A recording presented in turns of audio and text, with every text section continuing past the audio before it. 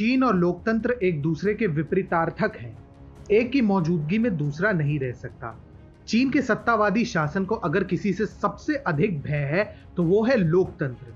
अब लोकतंत्र के इसी डर को दुनिया भर के नेता चीन के विरुद्ध हथियार की तरह प्रयोग करने की दिशा में कदम बढ़ा रहे हैं। कुछ दिन पहले खबर आई थी कि यूके ने 5G तकनीक को काउंटर करने के लिए दुनिया के 10 लोकतांत्रिक देशों को एक साथ एक मंच पर आने का आह्वान किया था। इस D10 क्लब में G7 राष्ट्र जैसे Canada, France, Germany, Italy, Japan, UK, US सहित ऑस्ट्रेलिया, दक्षिण कोरिया और भारत भी आमंत्रित है। अगर ये देश 5G के मुद्दे पर एक साथ आ सकते हैं तो फिर चीन के विरुद्ध अन्य मामलों में भी साथ आने की काफी संभावना है। आज विश्व के अधिकतर लोकतंत्र देशों में दक्षिणपंथी नेताओं का शासन है, चाहे ब्रिटेन के हो या अमेरिका के या फिर ऑस्ट्रेलिया के ही क्यों ना हो। भारत और फ्रांस में भी राजनीति के दक्षिणपंथी नेताओं का ही शासन है। यानी देखा जाए तो ये सभी लोकतंत्र चीन की कम्युनिस्ट शासन को अपने निशाने पर ले चुकी है और चीन की सत्ताधारी कम्युनिस्ट पार्टी जिस चीज से सबसे अधिक डरती है उसे एक प्रयोग में लाया जा रहा है। यहाँ इन देशों को D10 इसलिए कहा गया है क्योंकि ये सभी लोकतांत्रिक देश है और इसमें रूस शामिल नहीं है क्योंकि वो भी एक कम्युनिस्ट देश ही है। डेमोक्रेसी के नाम से दुनिया भर के देश इसे अपना समर्थन तो देंगे और साथ ही साथ चीन के अंदर भी विद्रोह होने की संभावना बढ़ जाएगी। चीन ने पिछले कुछ समय से पूरी दुनिया के नाक में दम कर रखा है। वुहान वायरस को फैलाने से लेकर WHO से इस महामारी के बारे में झूठ बुलवाने तक और फिर पूरी दुनिया में हुआवे के 5G तकनीक को थोपने से लेकर हांगकांग की स्वायत्तता समाप्त करने और ब्रिटेन को धमकाने तक चीन ने सभी हदें पार कर रखी है।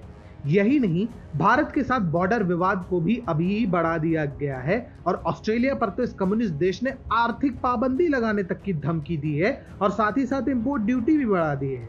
एक तो विश्व पहले से ही वुहान वायरस से त्रस्त है, उसके ऊपर से चीन की इन हरकतों को रोकने के लिए वैश्विक नेताओं के पास एक ही उपाय था और वो ये कि वे सब एक मंच पर आए और साथ मिलकर चीन को सबक सिखाए। इसलिए अब इन लोकतांत्रिक देशों ने चीन का मुकाबला करने के लिए D10 का गठन किया है। Donald Trump, Boris Johnson, Scott Morrison और इमैनुअल मैक्रोन जैसे नेताओं का चीन के खिलाफ एक साथ आना दिखाता है कि चीन की सत्ता अब पूरी दुनिया के लिए मुसीबत बन चुकी है। अगर चीन को वैश्विक सप्लाई चेन से बाहर नहीं किया गया तो चीन सभी देशों के लिए और भी बड़ी मुसीबत खड़ी कर सकता है। सप्लाई चेन से बाहर करने का अर्थ होगा चीन में रोजगार, खाना और जरूरत के सामानों की भारी कमी। जैसे ही चीन में आम जनता के बीच खाने की कमी होगी, चीनी शासन के प्रति नागरिकों में उबाल आएगा।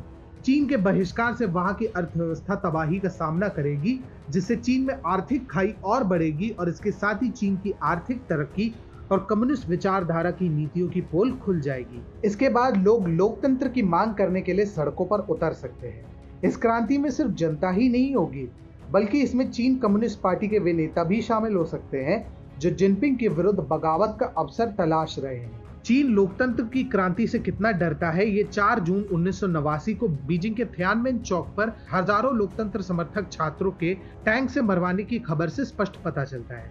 खैर, आज 1989 नहीं है और आज सभी देश चीन के खिलाफ हो चुके हैं।